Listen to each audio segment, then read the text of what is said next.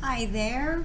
Welcome to our novel study on Holes by Louis Sachar. This is a story, okay? It's a winner of the Newbery Medal, which when a book wins a Newbery Medal, if you ever see a book that has this lovely label on it, it is a sign that you should pick up that book and read it. It is a book that is full of meaning, full of usually of maybe humor, and it's just a book that really represents human life really, really well. So this is Holes by Louis Sachar. We'll go over the summary at the back. Okay, Stanley Yelnats is under a curse.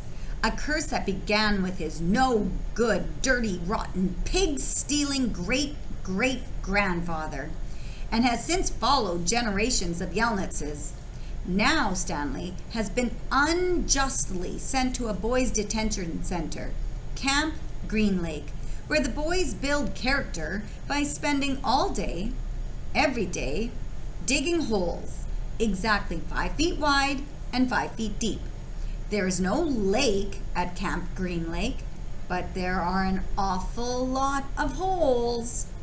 It doesn't take long for Stanley to realize that Camp Green Lake isn't what it seems.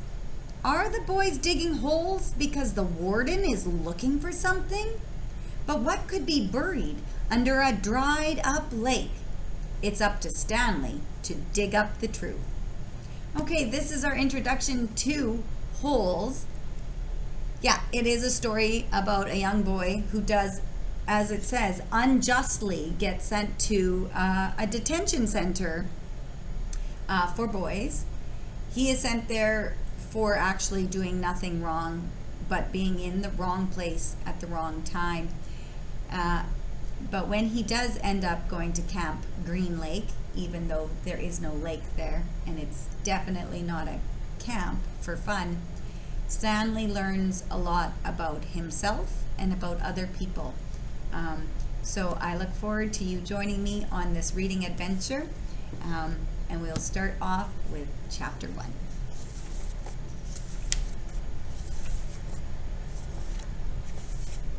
Part 1.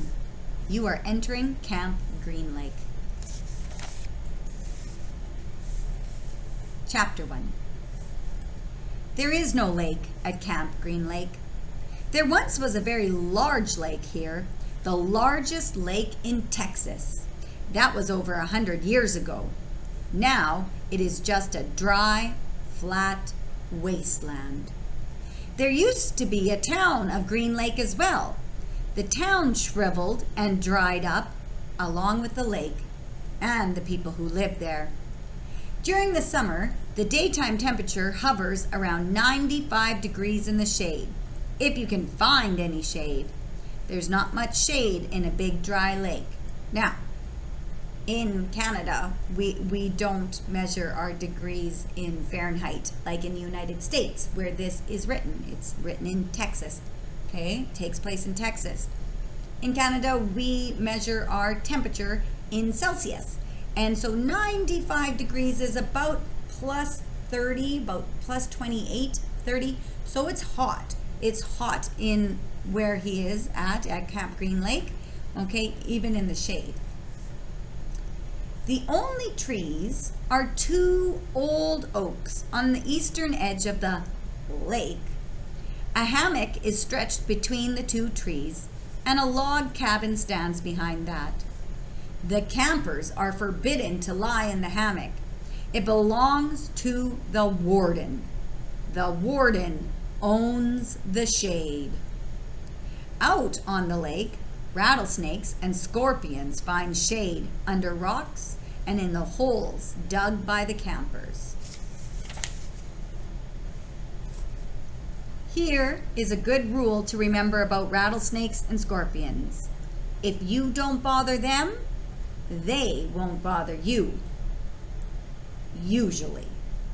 Being bitten by a scorpion or even a rattlesnake is not the worst thing that can happen to you. You won't die. Usually. Sometimes A camper will try to be bitten by a scorpion or even a small rattlesnake. Then he will get to spend a day or two recovering in his tent instead of having to dig a hole out on the lake. But you don't want to be bitten by a yellow spotted lizard. That's the worst thing that can happen to you. You will die a slow and painful death. Always. If you get bitten by a yellow spotted lizard, you might as well go into the shade of the oak trees and lie in the hammock. There is nothing anyone can do to you anymore.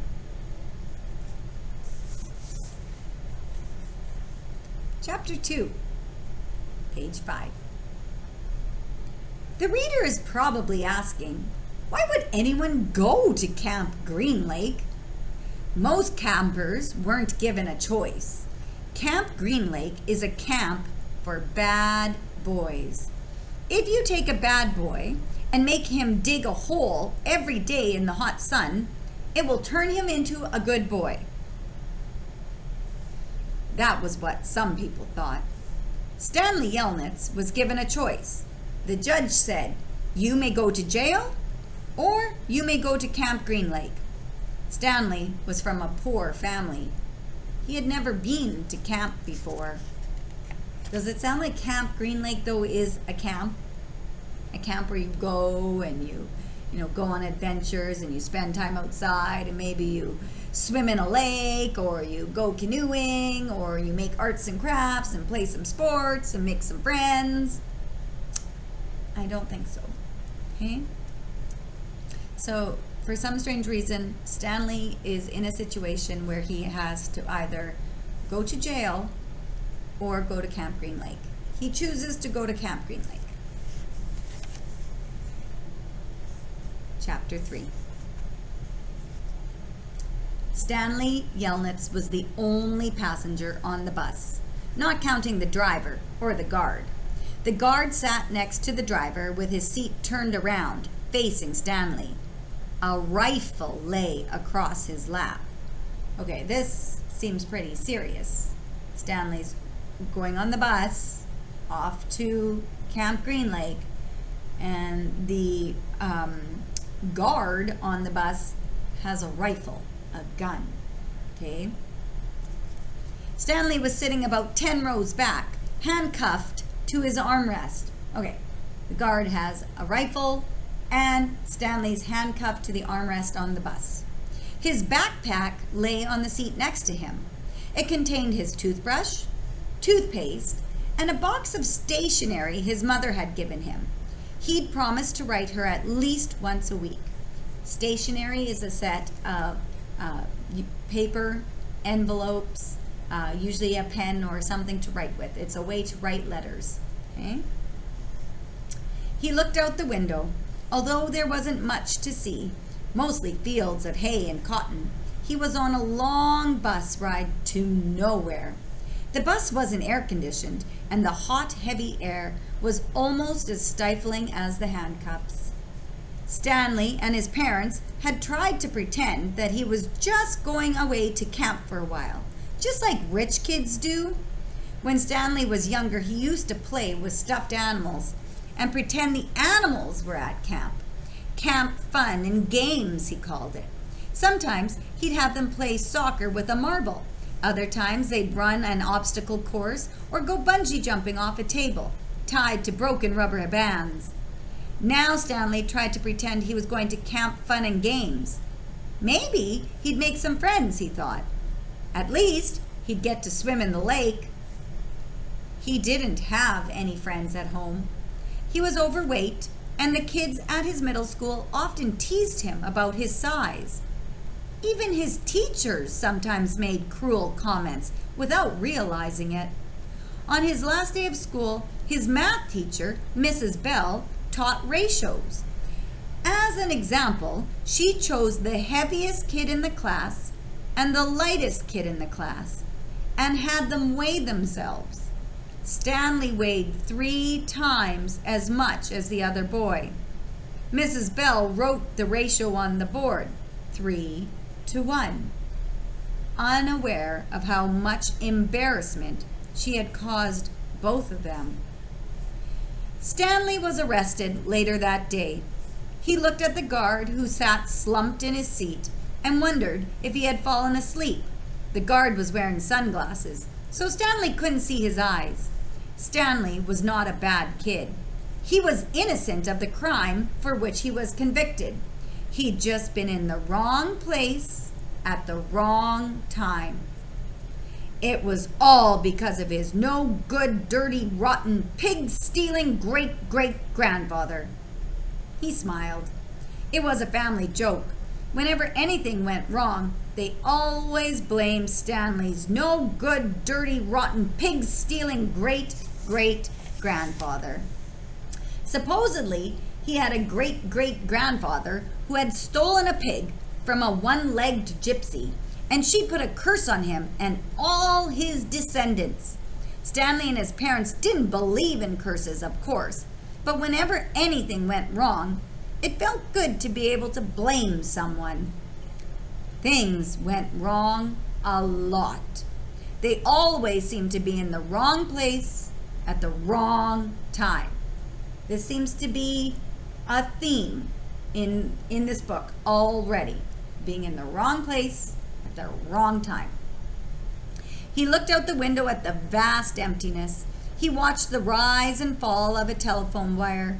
In his mind, he could hear his father's gruff voice softly singing to him. If only the woodpecker sighs, the bark on the tree was just a little bit softer, while the wolf waits below, hungry and lonely, he cries to the moon, if only, if only. It was a song his father used to sing to him. The melody was sweet and sad, but Stanley's favorite part was when his father would howl the word moon. The bus hit a small bump, and the guard sat up, instantly alert. Stanley's father was an inventor. To be a successful inventor, you needed 3 things: intelligence, perseverance, and just a little bit of luck. Stanley's father was smart and had a lot of perseverance. Once he started a project, he would work on it for years, often going days without sleep. He just never had any luck. Every time an experiment failed, Stanley could hear him cursing his dirty, rotten, pig-stealing great-grandfather. We're going to leave this video here. What I would like you to do is write about one time where you were in a wrong place at a wrong time and what happened because of that. All right, guys, take care. See you in the next video.